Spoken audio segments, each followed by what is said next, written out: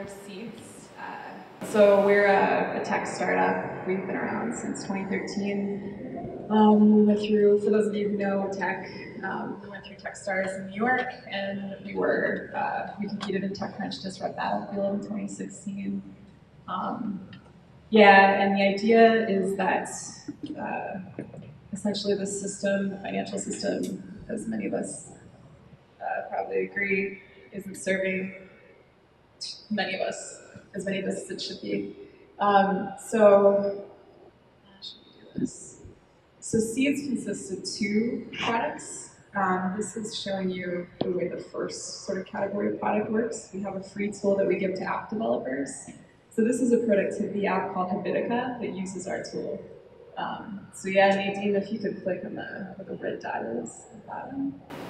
So what happens is as you're using the app, our tool pops up and it lets you know that if you buy this native in-app item, simultaneously, could you click on it and learn more? You're going to be contributing to somebody who could use some help. So this is a group of women in Kenya that we had gotten some funds to.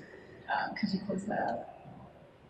And then if you click on $9.99, it just brings you through, click on buy please, and then there's a social sharing option. So essentially it's just tethered to in-app purchases that already exist in apps.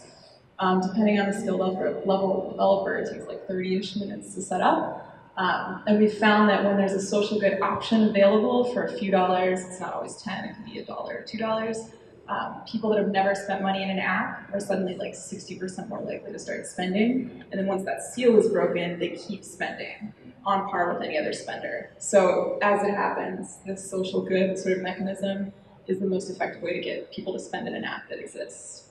So that's the first sort of front end suite of products, right?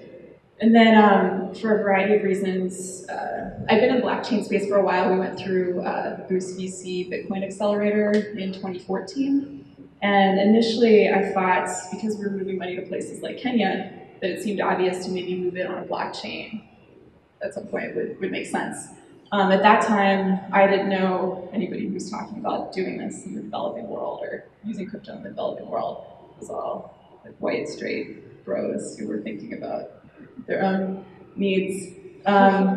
So anyway, that coupled with my own struggles to raise funding as a female founder, we'd raised like $1 million in conventional angel investment through accelerators, and it was like around that level I hit a wall, and I had many male friends and just guys who are founders in the space that I saw raise considerably more money than I did with a lot less to show. So I started thinking about what we could do with the token. And so in 2017, we created our own token and launched it. And this is, the philosophy of this I find sort of difficult to explain, so please let me know if I'm not getting this across clearly. But, so what happens with the tokens is that if you have one, you can redeem it to make a request for help. One token equals one request for help. We have a simple web portal that lets you do that. You just fill it out, it takes like 4 minutes. And then it's sort of like a distributed GoFundMe. So we then show your request for help where you saw that group of women in various apps that are using our products. And there have been like 31 apps or so far that have integrated the tool. So we invite people to contribute to you without you having to do the work of a GoFundMe, without you being kind of confined to the silo of a web page or the limitations of your own social network and being dependent on them to curate you or promote you in a certain way, right? So there's something about this philosophically that I think is interesting in that it's like the value of the token is whatever you say you want it to be, and then that can be granted to you by the community. So this sort of one-for-one, zero-sum thing that we're stuck in, this sort of scarcity paradigm that generally doesn't make sense because money isn't scarce. I think a system like this can allow us to transcend that, to get into a space in which more of us have ready access to the capital that we need. Yeah? So the person who's submitting the request with their token, which they dictate what they need the token to be worth, Yes. They're not purchasing the token, it's just they have one request that can put in for X. They may purchase the token to get it in the first place. Distribution this is also a revenue stream for us, and then we've given many away, and there are various things we're doing to try and get the tokens out there. But yes, once you have a token, you're not spending again after you have the token. You're simply making a request, and then you receive the funding when it's contributed to. And how do you value the token and the original token? It's whatever we sell it for. So I mean, now I think we're selling for the equivalent of like 23 cents a token. Yeah, and then when it's shown through the apps, there's a time limitation. Right now it's 60 days, like traditional crowdfunding campaigns. And you can ask for as much as you want and for whatever you want, so long as it's legal. There may be challenges relating to that we'll have to figure out down the line, but so far we haven't had to confront that problem and the many problems we're solving. We did curate the first 10. Now, there's no recommendation algorithm or anything like that. Once somebody's in the system, then it just starts being shown, and they're shown equal amounts of time. Nobody's getting shown more to certain demographics or anything like that, because I didn't want to perpetuate potential biases with what we were doing. So you're leaving it up to the community to determine if it's Exactly. a fraud though, too, right? Yeah, we're not doing anything to police that, which also could be a challenge later that we have to figure out, but Facebook has all the resources in the world. They did a shitty job with that. So like, I'm more of the mindset. Yeah, right. I mean, I think it's because their intentions were not good from the start. So my belief is that because we're trying to infuse all of this genuine goodwill, it's encouraging people to behave at a higher level. Which doesn't mean that people won't lie, and we'll see that there are going to be all kinds of things to learn as we go along the way. But so far, it's been really beautiful, and getting to connect with some of these people who've received some of the funding has been really gratifying, which is a segue, maybe a good segue into how this connects with sexual assault. So I was also on the panel that Nadine mentioned, the Anns were at that day, on the day of the Kavanaugh hearings. Yeah, and I'd met a woman just coincidentally in person a few days before that, and we started talking, and she shared about how she was doing things to she was working to be vocal about her experience within the Me Too movement. And I shared about my experiences as well. I've been sexually assaulted 8 times, I think. Although something I'd like to share more about is this idea of how retroactively, because there's more conversation, more awareness, I've realized like, oh wait, that actually counts. This thing that I didn't think about or sort of filed away counts, you know? I'm sure all of you, or many of you, saw Oprah's Golden Globes speech, right? Where they were talking about Time's Up. So much so. Yeah, right? And I bring that up because if you guys remember, she mentions her mother as an example of a person who was sort of trapped in these situations because of this financial system in which she was subjected to somebody potentially abusing power because she thought she had to do this to make money to feed her kids or whatever, right? So the conversation then didn't have anything to do with money beyond, we have to eliminate sexual harassment in the workplace. But the next extension I saw was what can we do to adjust the financial system so that we're giving money to these people so that you're not trapped in a situation in which you're going to be abused and you don't feel as though you need to stay in that situation.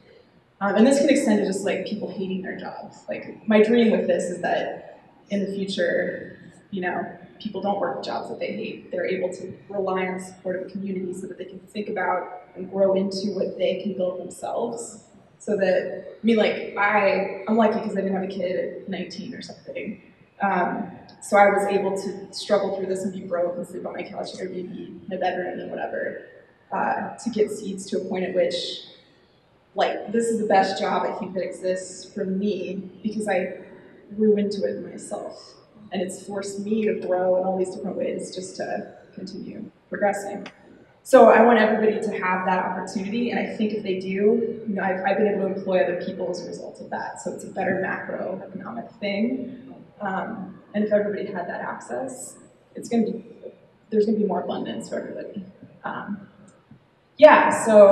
But as it relates to what we're talking about today, when I met this woman, she mentioned she'd been a victim of rape, and she hadn't been able to work for several months after that, and she was really she couldn't pay her rent, essentially.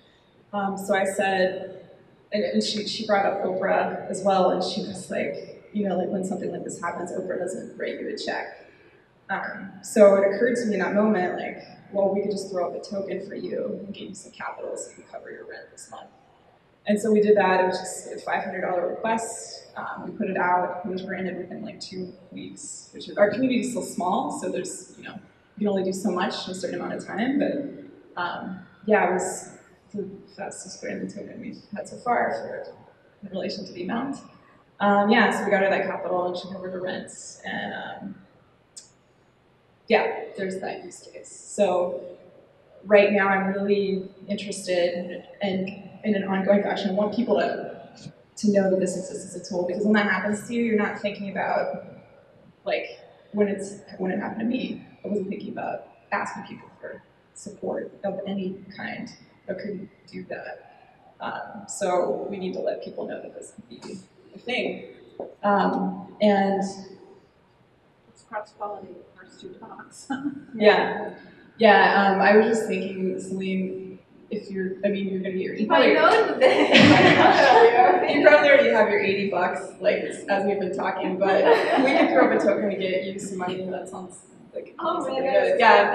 Yeah, amazing. And additionally, because crypto, outside of our group, a lot of people still feel sort of intimidated by crypto, or they don't know how to get tokens and redeem them and so forth. We're just doing a simple thing in which we're now preloading them on gift cards, and we're doing a referral thing in which this is going to launch. It should launch tomorrow. For still a lot of work to do, but yeah. So the tokens are then going to be available on the cards, and you can easily give them to other people, or more easily give them to other people. So we're hoping that that'll make it something that seems just like easier to access for more people. No, it'll be an actual physical card. If you still want to receive the tokens digitally, we can, of course, do that too. Yeah, and we have a referral campaign set up because we want more people giving these to their friends. So that's what we're working to do. If you're interested in knowing about when that launches, which again should be tomorrow, you can add your email to seedstokens.com. It's seedstokens.com, and we'll be sending out that information. Yeah. Thank you for asking. I really appreciate that. I mean, just signing up and being a part of the referral process, because there are mechanisms set up to get more cards to more people through doing that, would be really helpful. We have the best problem a startup can have, in that there's a bunch of demands and revenues are growing, but there's so much shit that needs to happen to improve the product, and we're a tiny team. I'm being very careful about hiring after making many hiring mistakes. We talked about this before. Many hiring mistakes in the past, but yeah, we need to get more of these out there so that we can raise the funding to build the infrastructure to help more people more quickly. It's already been working for almost a year, actually. So that's great, but there's so much more that we can do. Yeah. So as someone who has not invested in any kind of cryptocurrency, how does it work? Because I know that I was talking to Nadine in the car ride over about this, because GoFundMe, it sounds like you're getting people who are in need, except it seems like you're more involved than, say, a GoFundMe, where people just put out their campaign and it's their responsibility. But how does the actual transaction money work? How does it go from, like, okay, I'm in need of $500, Sure, and then I guess people get 500 in crypto? Like, how does that, and then how do people take that and then actually get something they can use? Yeah, thank you for asking. I should have covered that. I'm sorry I neglected to mention it. Yeah, so the way that flow works right now, and we're still doing parts of this manually because that's awful. You do a startup and you automate your bottlenecks, right? So when someone makes a contribution through an app, the app gets a cut, the app store gets a cut as well. So that's an incentive for the app, and then we can be like, yo, this is gonna make you up to 30% more revenue, and you're helping people, and it's good press, publicity, whatever. So there's that incentive for them. We also get a cut, and then whenever the $500, say, is sourced after those cuts are taken, that's when it's gifted to the person who made the request. And to date, we've asked them what they preferred, because many didn't want it sent to, like, a wallet, Ethereum or something. We've used PayPal several times even. So yeah, ultimately we'll want to be probably automating that and hoping that people will be familiar enough with crypto that they'll want to receive maybe even more seeds tokens or something like that in a wallet. But that's how it works right now. Yeah, I guess my question is.